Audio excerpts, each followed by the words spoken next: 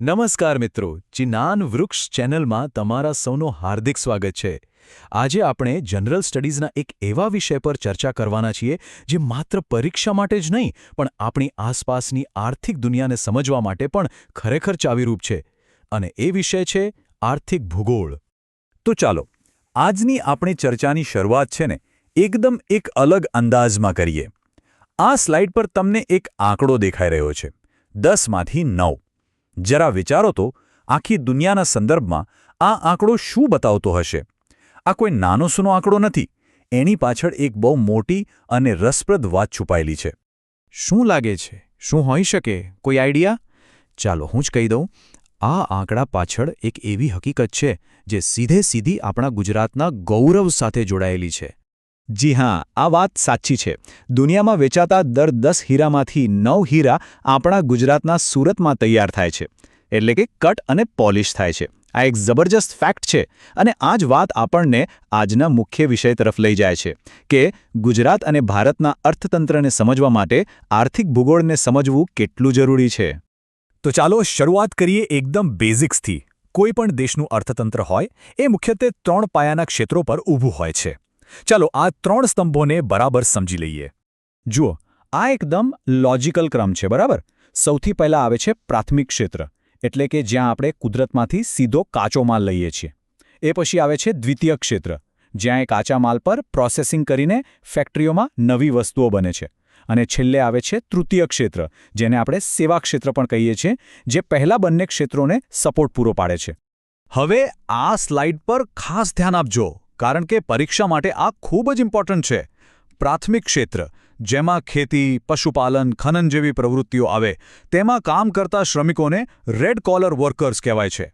દ્વિતીય ક્ષેત્ર, એટલે કે આપણા ઉદ્યોગો અને બાંધકામ ક્ષેત્ર, તેમાં કામ કરતા શ્રમિકો બ્લુ કોલર વર્કર્સ તરીકે ઓળખાય છે. અને તૃતીય ક્ષેત્ર, એટલે કે સેવાઓ, જેમ કે બેન્કિંગ, ટ્રાન્સપોર્ટ, આઈટી, એમાં કામ કરતા પ્રોફેશનલ્સ વ્હાઇટ કોલર વર્કર્સ કહેવાય છે. આ કલર કોડિંગ યાદ રાખી લેજો. ચાલો હવે વાત કરીએ ગુજરાતના અર્થતંત્રના ધબકારાની, એટલે કે આપણા ઉદ્યોગોની. ગુજરાતની સાચી ઓળખ જ તેના વૈવિધ્યસભર ઉદ્યોગોથી છે, જેને આપણે કાચા માલના આધારે અલગ અલગ કેટેગરીમાં વહેંચી શકીએ. સૌથી પહેલા વાત કરીએ કૃષિ આધારિત ઉદ્યોગોની. એમાં સુતરાઉ કાપડ ઉદ્યોગનું નામ સૌથી પહેલા આવે.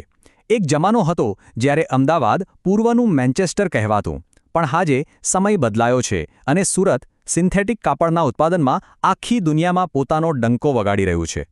હવે આવીએ ખનિજ આધારિત ઉદ્યોગો પર. અને આ સ્લાઇડ પરની માહિતી તો પરીક્ષા માટે ગોખી જ લેજો. પેટ્રોકેમિકલ્સ ક્ષેત્રે ગુજરાતને ભારતનું પાવરહાઉસ કહી શકાય. એક તરફ જામનગરમાં રિલાયન્સની વિશ્વની સૌથી મોટી રિફાઇનરી આવેલી છે, તો બીજી તરફ ભરૂચ પાસે આવેલું દહેજ PCPIR, એટલે કે પેટ્રોલિયમ કેમિકલ અને પેટ્રોકેમિકલ ઇન્વેસ્ટમેન્ટ રિજન તરીકે ઝડપથી વિકસી રહ્યું છે. પરીક્ષામાં વારંવાર પૂછાતો એક શબ્દ છે, ફૂટલૂઝ ઇન્ડસ્ટ્રી. હવે આ નામ સાંભળીને ગભરાવાની જરાય જરૂર નથી. સાવ સહેલું છે. સાદી ભાષામાં કહીએ તો આ એવા ઉદ્યોગો છે જેમને પોતાની ફેક્ટરી નાખવા માટે કાચો માલ ક્યાં મળે છે એની ચિંતા કરવાની જરૂર નથી. કેમ? કારણ કે આ ઉદ્યોગો માટે કાચા માલ કરતાં પણ વધારે જરૂરી વસ્તુ છે કુશળ કારીગરો, એટલે કે સ્કિલ્ડ લેબર. અને આનું સૌથી બેસ્ટ ઉદાહરણ કયું? અરે બીજું કયું હોય, આપણે જેની વાત કરીને આ ચર્ચા શરૂ કરી હતી, સુરતનો હીરા ઉદ્યોગ. હીરા વજનમાં હલકા અને કિંમતમાં બહુ જ મોંઘા હોય છે, એટલે એને દુનિયાના કોઈ પણ ખૂણેથી લાવવા લઈ જવા સહેલા છે. આ સિવાય આજની આઈટી ઇન્ડસ્ટ્રી, જે ગાંધીનગરના ગિફ્ટ સિટીમાં વિકસી રહી છે, એ પણ ફૂટલૂઝ ઉદ્યોગનું એકદમ ઉત્તમ ઉદાહરણ છે. હવે જુઓ, ઉદ્યોગો તો આપણે સ્થાપી દીધા, પણ જો ફેક્ટરીમાં બનેલો માલ બજાર સુધી, ગ્રાહક સુધી પહોંચે જ નહીં, તો એ બધો વિકાસ નકામો, બરાબર ને? એટલા માટે જ પરિવહનને કોઈપણ અર્થતંત્રની રક્તવાહિનીઓ, એટલે કે લાઇફલાઇન કહેવામાં આવે છે. આ ચાર્ટ એકદમ સ્પષ્ટ બતાવે છે કે ભારતમાં આજે પણ માલસામાનની હેરફેર હોય કે પછી મુસાફરોની, સૌથી વધુ લગભગ 65% જેટલો આધાર આપણે સડક માર્ગ, એટલે કે રોડ ટ્રાન્સપોર્ટ પર રાખીએ છીએ. પણ હવે છે ને, આખું ચિત્ર બહુ ઝડપથી બદલાવા જઈ રહ્યું છે, ખાસ કરીને રેલવે ટ્રાન્સપોર્ટમાં. અને એનું કારણ છે DFC, એટલે કે ડેડિકેટેડ ફ્રેઇટ કોરિડોર. વિશ્વાસ માનજો, આ પ્રોજેક્ટ ગુજરાતના ઉદ્યોગો માટે ખરેખર એક ગેમ ચેન્જર સાબિત થવાનો છે. આ સ્લાઇડની દરેક માહિતી ખાસ યાદ રાખજો. વેસ્ટર્ન DFC ઉત્તર પ્રદેશના દાદરીથી શરૂ થઈને મુંબઈના જેએનપીટી બંદરને જોડે છે. અને આપણા ગુજરાત માટે સૌથી મોટી વાત એ છે કે એનો સૌથી મોટો એટલે કે 48% હિસ્સો પાલનપુરથી વાપી સુધી ગુજરાતમાંથી પસાર થાય છે. આનો સીધો ફાયદો એ થશે કે હવે માલગાડીઓ માટે પોતાનો અલગ ટ્રેક હશે, જેથી માલ બહુ ઝડપથી બંદરો સુધી પહોંચી શકશે. ગુજરાત પાસે કુદરતની એક બીજી પણ ભેટ છે.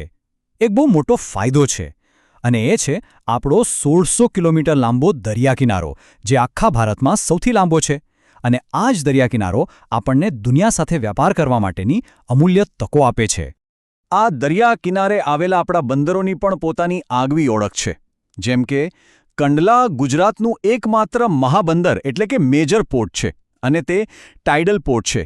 મુન્દ્રા ભારતનું સૌથી મોટું પ્રાઇવેટ પોર્ટ છે. અને અલંગ, આને તો કોણ નથી ઓળખતું, એ આખી દુનિયાનું સૌથી મોટું જહાજ ભાંગવાનું કેન્દ્ર એટલે કે શિપ બ્રેકિંગ યાર્ડ છે. તો આપણે જોયું કે કુશળ ઉદ્યોગો, આધુનિક પરિવહન અને આપણા આ વ્યૂહાત્મક બંદરો, આ બધા જ પરિબળો જ્યારે ભેગા મળે ને, ત્યારે ગુજરાત ખરા અર્થમાં ભારતનું વિકાસનું એન્જિન એટલે કે ગ્રોથ એન્જિન બને છે. અને ગુજરાત છે ને, હંમેશાથી આર્થિક નિર્ણયો અને સુધારાઓમાં દેશનું નેતૃત્વ કરતું આવ્યું છે. આ સ્લાઇડ જુઓ. તમને એક આખી સફર દેખાશે. છેક 1965માં આખા એશિયાનો પહેલો એક્સપોર્ટ પ્રોસેસિંગ ઝોન એટલે કે EPZ ક્યાં બન્યો? આપણા કંડલામાં. અને આજે ગાંધીનગરમાં ભારતનું પહેલું આંતરરાષ્ટ્રીય નાણાકીય સેવા કેન્દ્ર એટલે કે ગિફ્ટ સિટી ધમધમી રહ્યું છે. ચાલો, આટલી બધી માહિતી પછી હવે એક ફટાફટ રિવિઝન થઈ જાય. પરીક્ષા પહેલાં આ રિવિઝન બહુ જ કામ લાગશે, જેથી મુખ્ય મુદ્દાઓ આપણા મગજમાં બરાબર ફિટ થઈ જાય. તો તૈયાર છો? ચાલો ફટાફટ જોડકા જોડીએ. હું ઉદ્યોગનું નામ બોલું, તમે મનમાં એનું કેન્દ્ર વિચારો. પેટ્રોકેમિકલ્સનું મુખ્ય કેન્દ્ર? યસ, દહેજ અને જામનગર. કાગળ ઉદ્યોગ માટે કયું સ્થળ પ્રખ્યાત છે? સોનગઢ. અને હીરા ઉદ્યોગ એટલે એક જ નામ, સુરત. આ જોડકા ખાસ યાદ રાખજો. હવે એક બહુ જ અગત્યનો કોન્સેપ્ટ સમજીએ. જે ઉદ્યોગોનો કાચો માલ વેટ લૂઝિંગ એટલે કે વજન ગુમાવતો હોય, જેમ કે શેરડીમાંથી ખાંડ બનાવવી, એ ઉદ્યોગો હંમેશા કાચા માલના સ્ત્રોત એટલે કે ખેતરની નજીક જ સ્થપાય. પણ જેનો કાચો માલ શુદ્ધ હોય, જેમ કે કપાસ, એના ઉદ્યોગો તમે બજારની નજીક પણ સ્થાપી શકો છો. આ આલ્ફ્રેડ વેબરનો ઔદ્યોગિક સ્થાનનો સિદ્ધાંત છે, જે ખૂબ જ મહત્વનો છે. અને છેલ્લે આ એક વાક્ય, આને તો તમે મુખ્ય પરીક્ષાના જવાબમાં બેઠે બેઠું લખી શકો છો. તે આજના આખા વિશ્લેષણનો સાર છે કે ગુજરાતનો 1600 કિલોમીટરનો દરિયાકિનારો, DFC અને ગિફ્ટ સિટી જેવા પ્રોજેક્ટ્સ તેને ભારતનું મેન્યુફેક્ચરિંગ અને લોજિસ્ટિક્સ હબ બનાવે છે. આ વાક્ય ગુજરાતના આર્થિક અને ભૌગોલિક મહત્વને સંપૂર્ણ રીતે રજૂ કરે છે. તો મિત્રો, આજના વિશ્લેષણના અંતે હું તમારી સમક્ષ એક વિચારવા જેવો પ્રશ્ન મૂકી રહ્યો છું. DFC અને ગિફ્ટ સિટી જેવા પ્રોજેક્ટ્સ ભારતના આર્થિક ભવિષ્યને વૈશ્વિક સ્તરે કેવી રીતે નવી દિશા આપશે? આના પર વિચારજો અને તમારા જવાબો નીચે કોમેન્ટ બોક્સમાં જરૂર લખજો. જો તમને આ માહિતી ઉપયોગી લાગી હોય તો આ વિડીયોને લાઇક કરજો, તમારા મિત્રો સાથે શેર કરજો અને જ્ઞાનવૃક્ષ ચેનલને સબસ્ક્રાઇબ કરવાનું ભૂલતા નહીં. તમારા પ્રતિભાવોની રાહ રહેશે. ફરી મળીશું એક નવા જ્ઞાનવર્ધક વિષય સાથે. જય હિન્દ.